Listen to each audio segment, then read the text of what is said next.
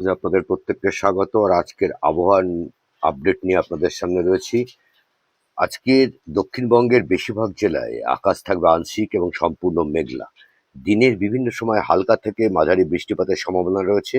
কোথাও কোথাও বজ্র বিদ্যুৎ সহ দমকা হাওয়া বইতে পারে, ঘন্টায় প্রায় 30 থেকে 40 কিলোমিটার বেগে বইতে পারে।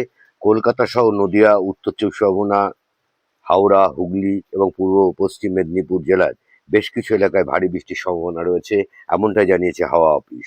তবে তাপমাত্রার খুব একটা বেশি পরিবর্তন হবে না। সর্বোচ্চ তাপমাত্রা 30 থেকে 32 ডিগ্রি সেলসিয়াস এবং সর্বনিম্ন 26 থেকে 27 ডিগ্রি সেলসিয়াসের মধ্যে থাকতে পারে। বাতাসের আর্দ্রতার পরিমাণ বেশি থাকায় অস্থির গরম অনুভূতি হতে পারে, এমনটাই জানিয়েছে হাওয়া অফিস। অপ্রয়োজনে বাইরে বেরোবেন না, বাইরে বেরোনো এড়িয়ে চলুন। সাবস্ক্রাইব করে সঙ্গে থাকার চেষ্টা করুন। বিভিন্ন জেলার সমস্ত খবরের সবার আগে আপডেট পেতে সবার কথার সঙ্গে থাকুন।